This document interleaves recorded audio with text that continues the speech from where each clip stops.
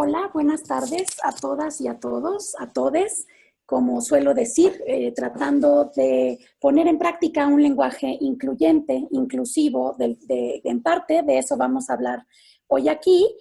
Yo quiero agradecer mucho la invitación del camarada Abdiel Rodríguez de poder charlar con ustedes e invitarles a que pensemos algunas cosas juntos y saludar al profesor Olmedo Beluche, a quien tuve la fortuna de conocer en el ALAS Perú y de intercambiar algunos puntos de vista y cuestiones que nos interesan. Como él lo acaba de señalar, efectivamente estoy, digamos, ya hace rato, pero bueno, cerrando mi tesis de doctorado, que en realidad habla de un proceso del que sí vamos a hablar aquí hoy y que tiene que ver con la racialización. Muchas veces, o a lo mejor por el Word o eso se pone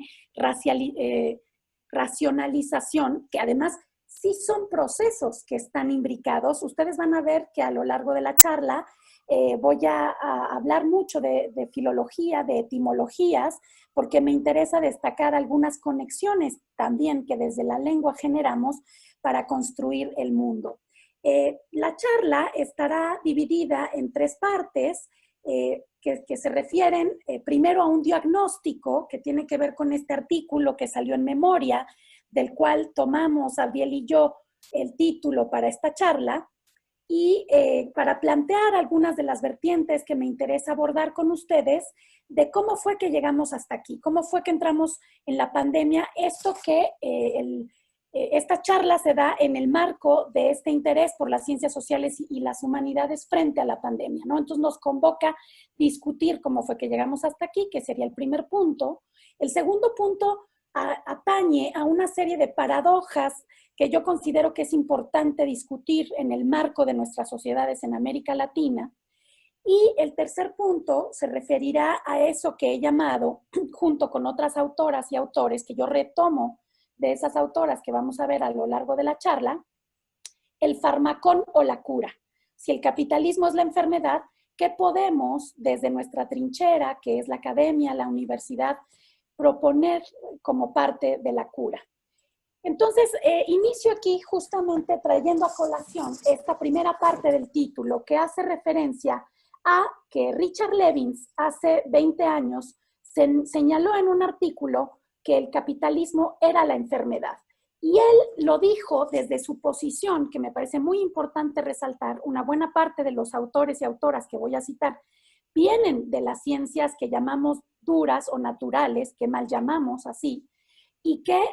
tienen un fundamento marxista muy importante. Entonces, eso lo quiero dejar también dicho desde un inicio. Entonces, Richard Levins, como biólogo, como biomédico, ecólogo, marxista, materialista, dialéctico que era, porque ya falleció, lo sabía muy bien. Es decir, enfatizó que las enfermedades infecciosas, que era un tema que él trabajaba con mucha profundidad y de hecho estuvo vinculado mucho tiempo a Cuba, justamente por estos avances médicos que Cuba siempre ha tenido desde la Revolución Cubana. Entonces, él proponía, junto con estos colaboradores, entre ellos Richard Lewontin, que tenía que verse esto de las enfermedades infecciosas que estaban dejándose de lado, como bajo el paradigma de la complejidad y no del reduccionismo. Y es importante verlo así, porque entonces aludía a que no podía verse de manera separada esto de los virus que generan las enfermedades infecciosas y los seres humanos, que había que poner atención a esto que estábamos generando como el capitalismo, y voy a hablar aquí entonces de una categoría más que es el capitaloceno. Esta categoría introducida por Jameson Moore, un discípulo en su momento de Immanuel Wallerstein y de la idea del sistema mundo, donde antes de él se había hablado del antropoceno, ¿no? De la inserción del ser humano en esta idea de las eras geológicas que van transformando el mundo, ¿no? Entonces, pero muy bien anotó Jameson Moore que hablar de antropoceno era repartir de manera equivalente la responsabilidad respecto a esta transformación y por eso él decidió ponerle a la categoría, incorporar la idea del capital. O sea, de que el capital es un factor fundamental para la transformación de una era planetaria, donde esta era histórica está moldeada por relaciones, obviamente, que privilegian la acumulación interminable del capital y donde hay una voracidad desbocada. Y él tiene una perspectiva profundamente histórica que a mí me interesa mucho resaltar y por eso esta primera parte de la charla tiene que ver con esta historia, donde se instaura, él no lo enfatiza así, pero nosotros lo retomamos con Quijano, esta idea de que hay un anudamiento, una amalgama, una argamasa que se genera a partir del llamado descubrimiento de América y que tiene que ver con una vinculación, articulación entre explotación y racialización, justamente de lo que, con lo que me introdujo el profesor Olmedo Bellucci. Es decir, al darse la conquista de América, pero también afectando a los otros territorios de manera muy profunda, a África y a Asia, hay una imbricación entonces entre estos procesos, el de explotación, donde se jerarquiza a las poblaciones y también a los seres vivos. Es decir, y ahí están muy vinculados un proceso, digamos, científico del siglo XVII y con Linneo, por ejemplo, y esta articulación de la gran cadena del ser, donde hay una jerarquía y una taxonomía de las poblaciones y, como digo, también de los seres humanos, donde entonces se privilegia una idea de la civilización ligada, como bien sabemos y como lo han estudiado muchísimo, donde el hombre blanco, obviamente propietario, y todo esto que se ha ido añadiendo, heterosexual, en fin, ocupa la cúspide. Y todo lo demás, la cúspide de la civilización y todo lo demás viene dejado, digamos, en segundo término, empezando por las mujeres, y por eso me parece muy relevante que después de esta charla vayan a ver lo que van a presentar las compañeras sobre el informe de ONU Mujeres en Panamá, porque ahí también, y lo vamos a ver rumbo al final, que tiene que ver con la cura, hay algo muy importante que que nos vincula a las mujeres con los cuidados. Entonces, bueno, la cuestión es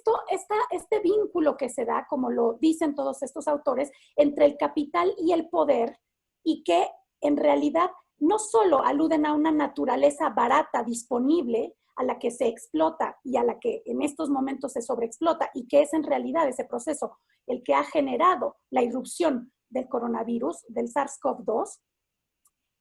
no es que entonces el capital y el poder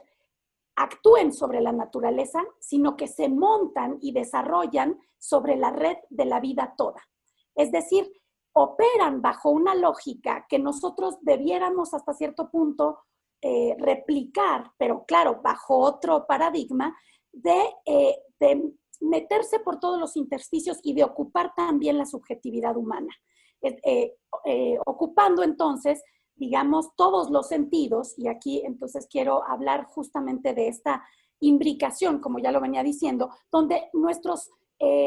una idea muy ligada al siglo XVI y XVII tuvo que ver con este sujeto, con este ego cogito que conoce y que domina, ¿no? Lo que Dussel llama el ego conquistador, que se va desarrollando y que se siente, por una parte, desvinculado, y es decir, y ocupa el lugar de la ibris, de la neutralidad o de la supuesta neutralidad, que no está vinculado con nada, lo ve todo, lo domina todo y lo objetiva todo. Ahí empieza, digamos, históricamente, en esta serie de procesos que van articulando estas dinámicas, estas lógicas, estas formas de relación, estas formas de organización del mundo, se va entonces poniendo de manifiesto esta, digamos, cerrazón incluso del yo, que se ve reforzado en el siglo XVIII con esto que estas autoras, Isabel Stengers, Donna Haraway, de las que voy a ir hablando, aluden. Es decir, y que también Marx lo habló en esta discusión sobre el robo de leña, porque se va cercando, se va cerrando, se va privatizando una serie de ámbitos que correspondían más bien a un derecho consuetudinario y a una forma de relación comunal y comunitaria, de repartición de las cosas que no tienen dueño y de utilización comunitaria y mucho más equitativa de esas cuestiones. Una cosa que me interesa resaltar aquí tiene que ver entonces con cómo esa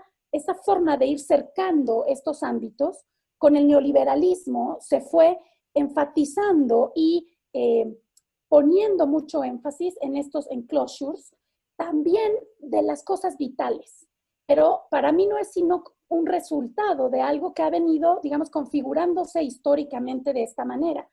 Y entonces se han privatizado de manera muy fuerte la educación, la salud, los cuidados, la seguridad social y expulsando cada vez más esto que es parte de ese proceso que Quijano ha llamado la modernidad colonialidad, a cada vez más sujetos y también a no humanos. Entonces, vamos avanzando en la conquista del planeta, o el capital va avanzando cada vez de manera más voraz, y sin embargo, estamos llegando a un límite. Y eso es lo que Isabel Stengers, que es una filósofa feminista marxista, que ella era de primera formación era química, y que trabajó mucho, por ejemplo, con alguien que revolucionó o es parte de esto que hemos llamado la revolución del siglo XX, en el sentido de modificar nuestras formas de pensar en ciertos ámbitos del conocimiento, Ilia Prigogine, y su idea de las estructuras disipativas. No me voy a meter a eso, que sería muy interesante de tratar, pero sin embargo, ella, con otros colaboradores y junto con Ilia Prigogine, han generado una serie, digamos, de ideas, y aquí quiero destacar una que ella introdujo junto de la mano con Donna Haraway y también con Bruno Latour, digamos, todos filósofos de la ciencia, que tiene que ver con la irrupción de Gaia, y que de alguna manera empata muchísimo con esto que nuestras sociedades y nuestras comunidades y pueblos originarios en América hemos llamado, digamos, la Pachamama o la idea de la Madre Tierra. Porque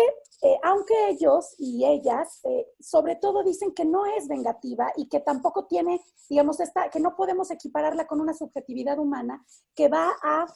plantear ciertas cuestiones tal como las pensamos desde lo humano, sino que irrumpe justamente porque es una totalidad que está organizada. Y en eso retoman mucho una idea que a mí me gusta muchísimo de otra bióloga que también ya murió, que se llama Lynn Margulis.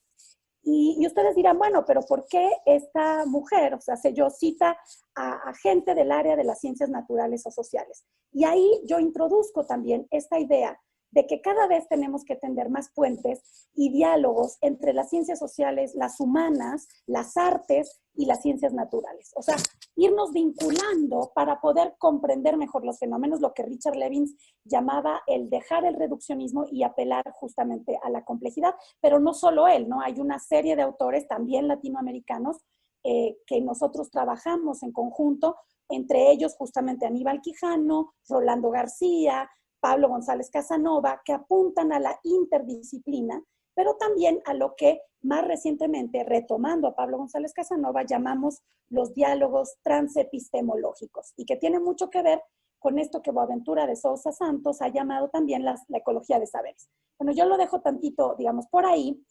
pero que nos llevan entonces todas estas perspectivas que están y que tienen un terreno común, un piso común, de crítica, digamos, a cómo históricamente se han generado estos procesos y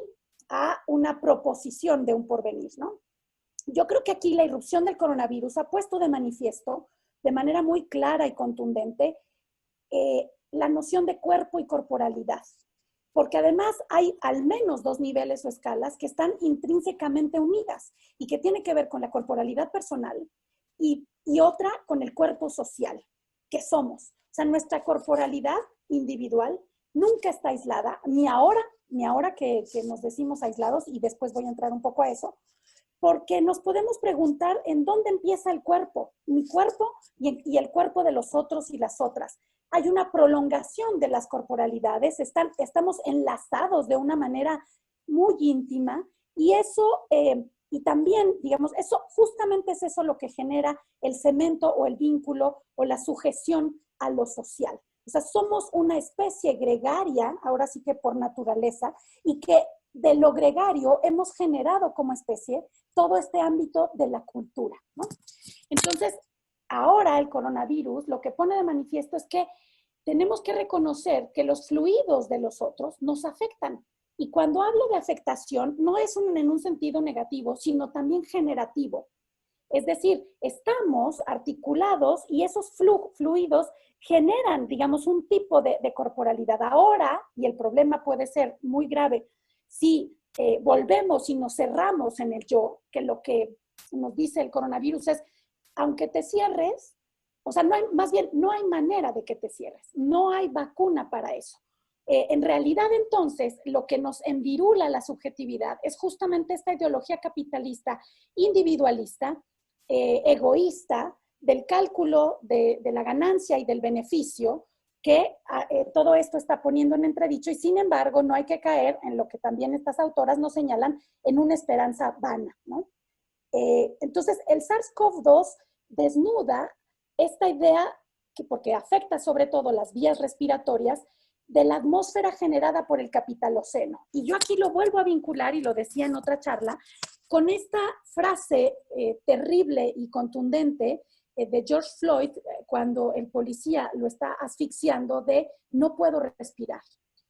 Con el coronavirus, digamos, todas y todos podemos decir, no podemos respirar en esta atmósfera, en este ambiente que cada vez es más asfixiante.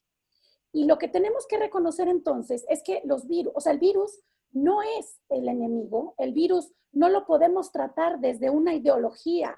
de la inmunidad que busca y que reproduce la geopolítica, por ejemplo, con las disputas por las vacunas, quién las genera, quién las compra, quién las circula, a quiénes, cuánto cuestan, quién las va a poder pagar, y cómo otra vez se cerca sobre esas producciones humanas que tendrían que ser para todas y todos, el capital y su idea de la ganancia por sobre todas las cosas. Entonces, y cierro esta primera parte con esta idea de que estamos conectados, digamos, de manera planetaria cada vez más, en un sentido muy profundo, donde el yo es una entidad sumamente permeable. De hecho, no podríamos vivir sin ciertos virus que nos dieron, digamos, esta configuración anatómica, fisonómica, y que nos hace ser la especie que somos y que nos ha hecho evolucionar. Hemos evolucionado, coevolucionado con los virus, y las resistencias, que ahora nos damos cuenta que no son tantas, que tenemos, ha sido justamente por esta coevolución, por esta interdependencia, por esta interconexión. Aquí entonces quiero pasar a esta idea de las paradojas. Me parece, y creo que nuestros estados, nuestras naciones, nuestras comunidades, nuestras poblaciones, nos enfrentamos con algo que tiene que ver con la intrusión de Gaia, y es que el planeta parece ahora sí contraerse. O sea, durante estos, digamos, durante esta larga duración, pero muy, muy larga duración, digamos, de la creación del planeta Tierra, después de la aparición del género Homo y después del Homo sapiens, digamos hace 200,000 años, aunque está en discusión, pero que está ligado a algo que es muy importante, que tiene que ver con la memoria, con la construcción de la temporalidad, porque nos volvemos humanos cuando le dejamos al otro, la otra con la que tuvimos una relación, un guijarro, una cuenta de, digamos, un collar, un cuenco, una fabricación humana que implica un vínculo. Y esto que hemos olvidado a lo largo de estos 200,000 años, y que con el capitalismo y con esta serie de anudamientos, de imbricaciones, donde se prioriza la explotación, la dominación, la exclusión, la invisibilización, ahora estamos en este punto donde el planeta parece contraerse,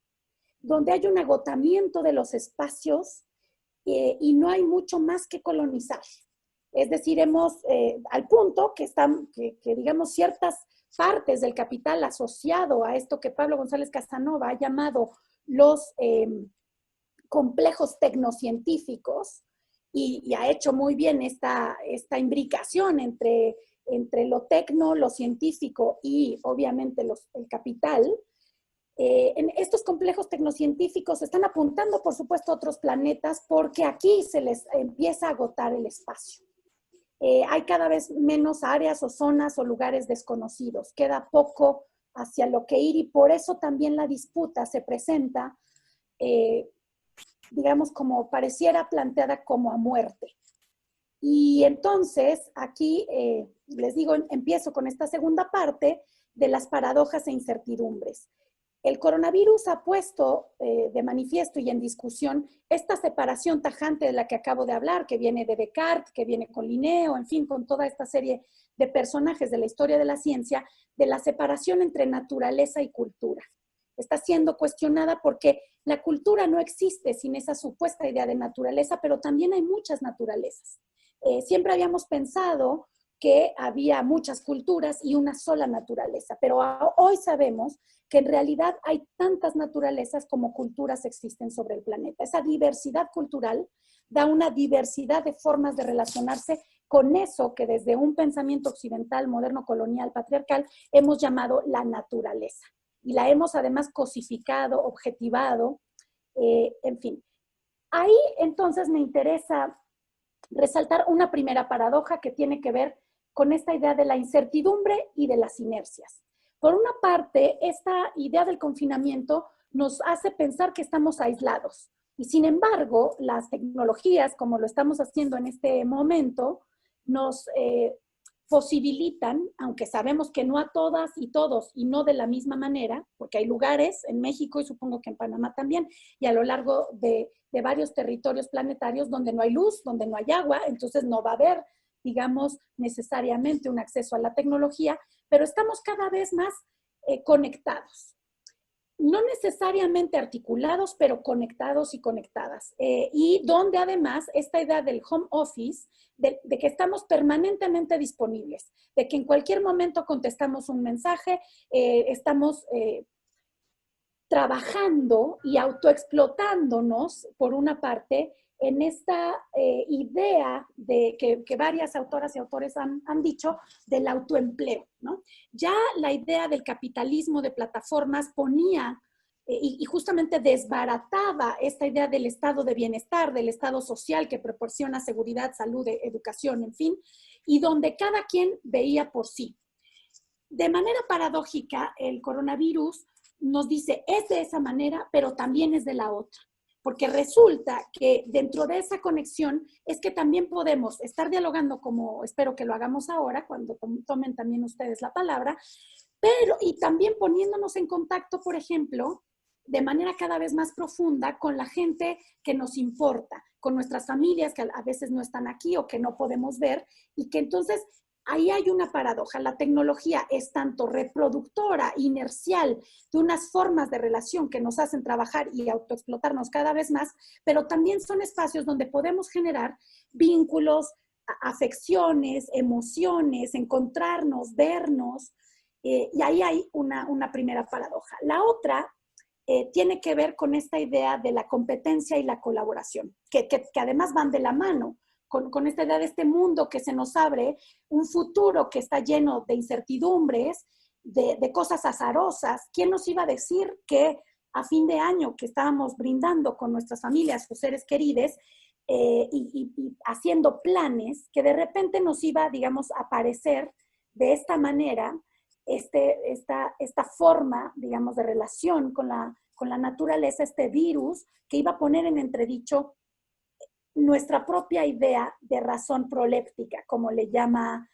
Boaventura de Sousa Santos. Es decir, nuestra idea de que el futuro está dado y de que nuestros planes se van a realizar y de que no habrá obstáculos y de que los vamos a llevar a cabo. Pues ahora todas y todos nos hemos visto, digamos, frenados por una parte, pero también con la posibilidad de pensar estas cuestiones de afectar y dejarnos afectar. Cada vez más sabemos de gente cercana, ¿no?, que ha sido afectada por ello de múltiples maneras, porque ya sabemos entonces que el virus no llegó, así como no llegan los desastres naturales, a un piso común que nos iguala, sino por el contrario, que está atravesado de esta grilla taxonómica de la que hemos venido hablando, donde hay poblaciones racializadas, generizadas, o sea, las mujeres padecemos en ese sentido más, no el coronavirus, sino las formas de violencia y de sobrecarga de trabajo para la reproducción de la vida. También esta cuestión de que, y es una paradoja más, de la novedad y la sorpresa versus las cosas conocidas y predichas. Richard Levins, entre otros, que sabía de lo que estaba hablando, decía, va a venir un virus muy letal porque estamos provocando con las granjas de cárnicos, de diferentes, digamos, de res, de pollos, de cerdos, en fin, la fabricación incluso de los salmones estos llenos de arsénico, en fin, que todos los seres de la cadena vital de la que nos alimentamos han sido presionados también por el capital y por esta forma, digamos, virulenta de atacar sus espacios y sus formas de vida. Entonces, se venía diciendo que esto iba a pasar y aún así no nos preparamos. Y ahí hay algo interesante porque pareciera entonces que se reproduce esta inercia, como decía, de esperar una vacuna, cuando en realidad puede la vacuna operar para este virus en particular, y sin embargo sabemos que al operar con una vacuna el virus muta de por sí, por su, digamos, ciclo de vida, aunque ya sabemos que hay de todos modos una crítica, o bueno, un análisis de qué es esto, qué son los virus, porque son una entidad que no necesariamente está viva, que requiere al huésped, a quien lo hospeda, entre otros a nosotros, para sobrevivir, para vivir y para replicarse, ¿no? Entonces, esta idea de lo parasitario, que por ahí yo les invito a leer este texto donde yo hago un análisis entre el film de Parásitos, que es muy famoso, que supongo que ustedes lo vieron, y esta reproducción de quién parasita a quién. Y me interesa remarcarlo porque yo creo que no hay que dejar de ver que es el capital el que ha parasitado de una manera no simbiótica, sino realmente letal, a, digamos, todo el planeta y de muy diversas formas y maneras, que eso es a lo que nos invita a pensar esta idea de la construcción interdisciplinaria de los problemas y del enfoque de convocar, porque en ello, de convocar a otros saberes y a otros conocimientos que han sido excluidos de este campo científico, de este campo académico, de este campo intelectual. Entonces, digamos, son solo como líneas que intento problematizar y donde está involucrada esta cuestión del pensamiento complejo, pero sobre todo de algo que me interesa enfatizar con Donna Haraway y que tiene que ver con generar con otros y con otras estas maneras de afrontar no al coronavirus, sino a la enfermedad del capital, ¿no? Y aquí entonces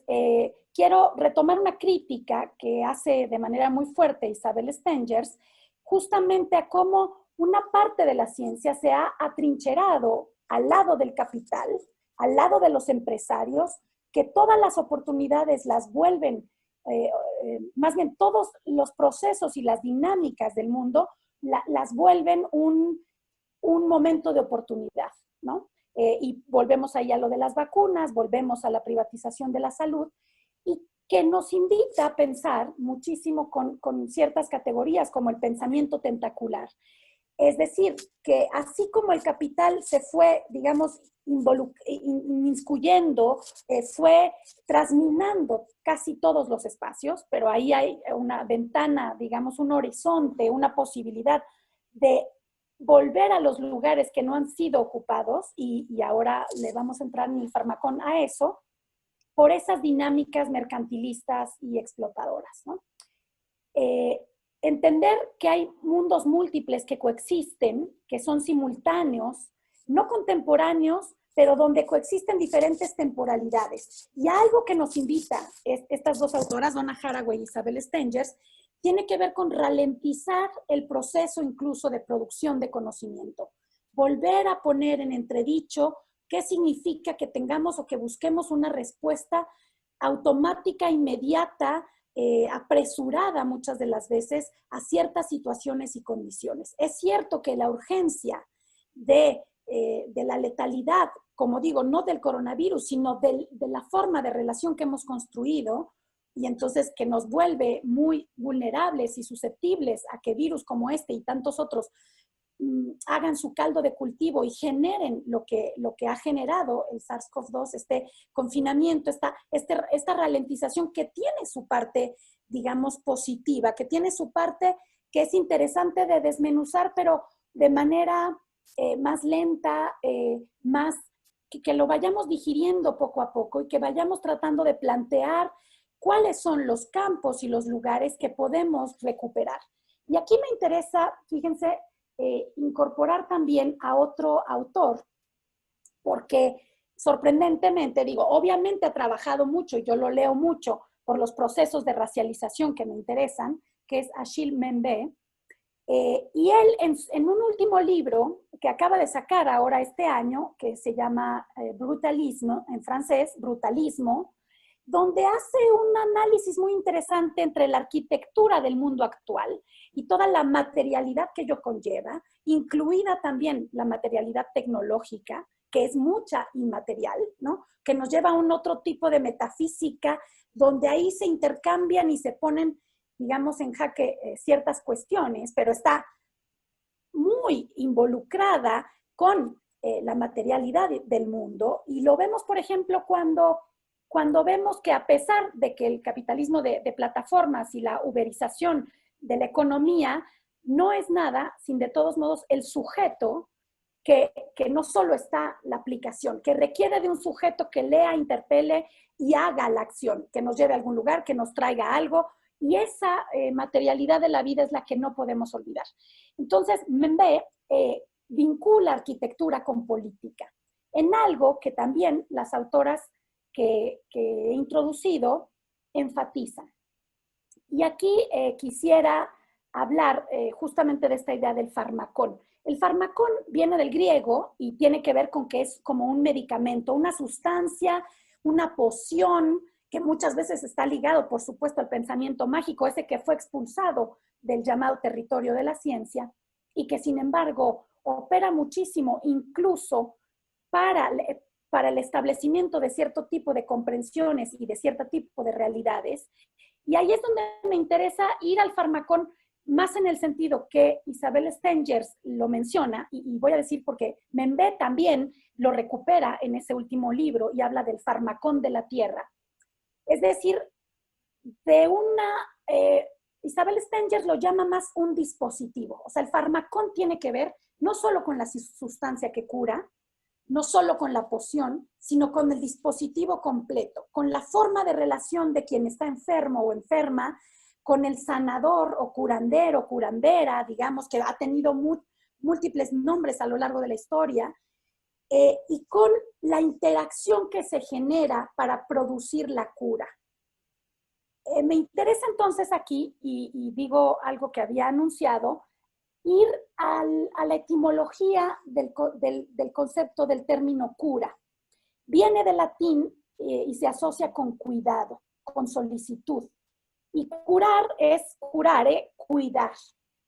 Nos dice la RAE que es hacer que un enfermo lesionado o una parte de su cuerpo que está enferma o dañada recupere la salud. Y fíjense bien el término que incluso introduce la RAE, recupere, ¿no? Aplicar los remedios o el tratamiento oportunos a un enfermo o lesionado o una parte dañada de su cuerpo, o tratar una herida o lesión con los cuidados pertinentes. Remediar un mal. Y aquí hago otra conexión entre cura y cuidado, porque fíjense ustedes que cuidado viene del latín cogitatus, que es pensamiento. Y es una solicitud y atención para hacer bien algo, nos dice la RAE. Yo, o sea, pongo aquí estas cuestiones porque me interesa hacer una conexión que me parece muy importante recuperar y que yo lo hago junto con estas autoras que he citado. Entonces, cuidado tiene que ver con la acción de cuidar. Y cuidar, volvemos a su etimología, también es cogitare, pensar. Fíjense qué interesante entonces, porque ahí nos convoca directamente. Y dice el diccionario, que yo muchas veces critico justamente porque no tiene un lenguaje inclusivo y porque se han resistido esos hombres que lo coordinan y que lo dirigen y que nos dicen cómo tenemos que hablar, a pesar de que hay algunas y algunos que han introducido, y por eso está el diccionario de americanismos, en fin, que han hecho, que han punzado ahí donde la lengua se resiste a cambiar y mantiene la estructura del poder. Pero es entonces interesante que esto de cuidar tiene que ver con poner diligencia, atención y solicitud en la ejecución de algo. Es una actividad, es algo que vincula, que tiene que ver con asistir, con guardar, con conservar, con discurrir y con pensar. Y aquí introduzco, fíjense que en este libro, que es muy bonito porque tiene que ver con un diálogo, que es como yo creo que se debe ahora generar el conocimiento junto con estas autoras, en este libro que se llama Como una hoja y que antes estaba en inglés y ahora afortunadamente una buena cantidad de estos libros ya están en español, ahí Tirsa Godive le hace una entrevista a Donna Haraway y vincula algo que yo quiero que retomemos en nuestra charla y que tiene que ver con que Heidegger, en ese texto muy importante que se llama ¿Qué significa pensar?, liga to think, en inglés, del inglés antiguo, que también tiene que ver algo con una raíz germana, con to thank, con agradecer. No es tan, digamos, equivalente, pero no es tan etimológicamente equivalente en español, y sin embargo es interesante porque explica cómo estas raíces, thinking, pensar, y thanking, agradecer, están relacionadas de un significado profundo con lo que significa pensar. Y yo aquí quiero convocarles entonces a ver cómo la cura está relacionada con cuidar, y cuidar con pensar, y pensar con agradecer. Hay desde la lengua, digamos, hay desde esta etimología profunda, y por eso a mí la historia y la etimología me interesan mucho, porque van conectando cosas que ahora nos parecen desvinculadas y que nos convocan, nos invitan a pensar cómo es que tenemos que agradecer y revincularnos con la tierra y con los seres humanos y no humanos de otra manera. Y entonces vuelvo a lo que les decía de Membé, porque él ahí en el Farmacón de la Tierra, fíjense, señala que dos cosas que me interesa recuperar. Por una parte, que estamos atravesados por los objetos y que eso es algo que siempre se le achacó al pensamiento primitivo, sobre todo al pensamiento africano, que tanto los trabajamos nosotros a ellos como ellos nos trabajan a nosotros. Y eso con la tecnología se pone, digamos, muy claramente de manifiesto. Él dice, hay un devenir objeto de la humanidad, así como hay un devenir negro de la humanidad. Es decir, cada vez somos más los que padecemos ciertos procesos de racialización y de exclusión y de invisibilización. Y ahí entonces él nos dice, hay que hacer una crítica muy fuerte de cómo una lógica capitalista ha cercado y ha roto esos vínculos entre nosotros, los otros seres y los objetos. Y esa crítica, nos dice Membé, será la de contribuir a la protección, al cuidado de lo vivo contra esas fuerzas que van desecando, que van minando, que van mineralizando, que van objetivizando. Y en ese sentido, esta idea o esta proposición respecto al farmacón de la tierra nos lleva a ir hacia la materia y la energía que se genera en estos vínculos, a pensarnos como una comunidad de humanos en solidaridad con el conjunto de lo vivo, pero también de lo que a nosotros le damos vida, de generar una pertenencia con un suelo común, tangible, palpable y visible, donde él señala y recupera a otro autor que él cita mucho, por supuesto, porque como dice Frantz Fanon, esto no será exento de ciertas luchas y de conflictividades cada vez más grandes. Ahí hago un pequeño paréntesis nada más para no olvidar una cuestión, y que es el coronavirus ha profundizado algo que ya se venía generando, y era esa crisis económica terrible que venía dándose y que ahora va a ser achacada, se le va a hacer culpable al virus de ese estallido de lo social, porque la crisis va a ser muy profunda. Y eso lo tenemos que ver con esos ojos. Es decir, como no hay más espacios hacia dónde ir, el capital va a buscar para mí salidas letales y de extinción de poblaciones. Es muy duro de decir y sin embargo habrá que afrontarlo. Pero como dice Membé, Frantz Fanon había presentido que la lucha auténtica es una cuestión de reparación. Y eso conecta con lo que etimológicamente acabamos de revisar. Por reparar eso que ha sido roto y fracturado materialmente, ¿no? Desde nuestras subjetividades, nuestras formas de relación, nuestras formas de vinculación, nuestras formas de concepción de la naturaleza y de los otros seres humanos y no humanos. Entonces, prepararnos para esta reparación implica una renovación. Y aquí entonces Membé nos da una cierta clave. Él dice, hay en estas ideas del afrofuturismo, que seguramente ustedes conocen, pero donde hay muchas autoras, yo retomo una que me parece muy interesante y que también cita Donna Haraway e Isabel Stengers, que es Octavia Butler. Es una escritora que junto con otras, entre ellas Toni Morrison y otras más, han generado toda esta corriente donde hay una imaginería, una forma de invención de un mundo nuevo como un acto vibrante. Y aquí retomo entonces la idea de que, de una imaginación radical y de que lo vibrante y lo vibrátil se conecta y se antepone a la asfixia en la que nos ha metido el capital. Porque respirar es vibrar. Respirar es un proceso de inhalación, exhalación que tiene que ver con un pulso vital. Y ahí entonces yo iría, y con Membé, él dice, los sistemas africanos de pensamiento, el objeto es un discurso sobre el más allá del objeto, sobre lo que desborda el objeto, la relación con fuerzas animadas en el marco de una economía regenerativa y simbiótica. Y eso nos resuena entonces con la idea de Lynn Margulis de que en el origen de la vida en la Tierra está la simbiogénesis, el que dos organismos distintos y distantes se hayan puesto de acuerdo para generar una colaboración simbiogenética, para dar pie a una nueva forma de vida. Y ahí, entonces, y ya con esto voy cerrando, ahora sí, es lo que Haraway llama la fabulación especulativa, lo que la imaginación hace a lo humano para poder vincularlo, es decir, tenemos el objeto y la forma anímica de lo africano en Membé, la fabulación especulativa del compostar juntos, o sea, del hacer territorio y tierra entre nosotros, y lo vinculamos también con lo que Isabel Stengers llama el artificio,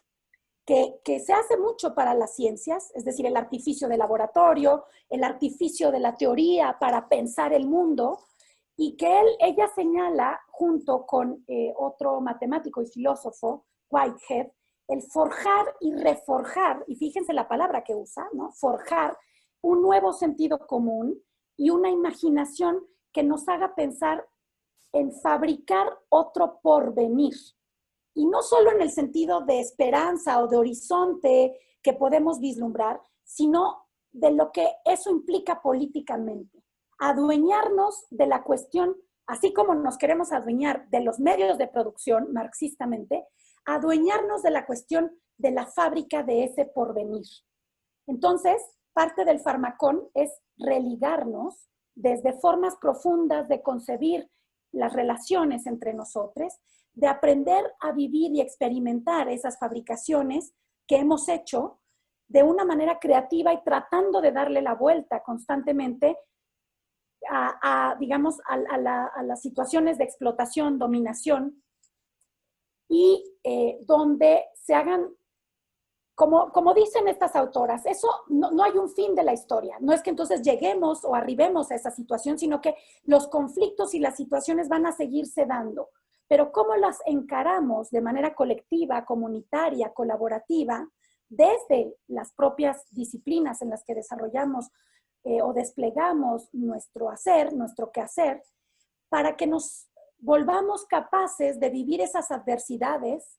y de vivir también la muerte de manera digna, sin volcarnos totalmente en la barbarie, ¿no? Eso que ya nos decía Rosa Luxemburgo, socialismo o barbarie. ¿Cómo construimos esta idea del socialismo y de las formas, digamos, comunitarias de la vida, donde, por supuesto, y por eso también lo quería mencionar, las mujeres tenemos también un peso fundamental y sin embargo a veces muy grande. Y qué bueno que van a ver a las colegas con este informe, porque el cuidado ha, digamos, recaído paradójicamente también en este confinamiento, sobre las mujeres. Y todos esos trabajos que habían sido dejados de lado o invisibilizados por el propio capital, nos hemos dado cuenta que son los más importantes, que sin ellos, sin la limpieza, sin la gente que viene y nos recoge la basura, sin limpiar el baño, sin limpiar la cocina, sin generar la vida a partir del alimentarnos, que tiene toda o puede tener, no necesariamente lo tiene, porque no todos tenemos las condiciones para hacerlo, pero tiene una creatividad y una forma de conocimiento que atraviesa los sentidos, el del gusto, el del tacto, el de la vista, el del olfato, que justamente el gusto y el olfato se pierden con el coronavirus y obviamente con la muerte, digamos, como lo ha demostrado toda la violencia policial en Estados Unidos, pero también en toda América Latina, ¿no? Nuestras cárceles están llenas, por supuesto, de personas negras y personas indígenas o indigenizadas. Entonces, ¿cómo volver a aprender a respirar y a crecer con un sentido de dignidad? Y sobre todo, cómo creer e imaginar, y con esto cierro, que nuestra tarea en cuanto a académicos, académicas, personas que estamos en la universidad, podemos participar en la fabricación de modos de pensar y de actuar en conjunto que puedan servir para curar, ¿no? Que ya vimos que es curar, cuidar, pensar y agradecer y operar generando este fármaco, este dispositivo de formas de relacionarnos desde nuestros espacios para intentar lograr esa transformación tan indispensable para que la vida en la Tierra pueda seguir siendo viable y factible. Muchas gracias.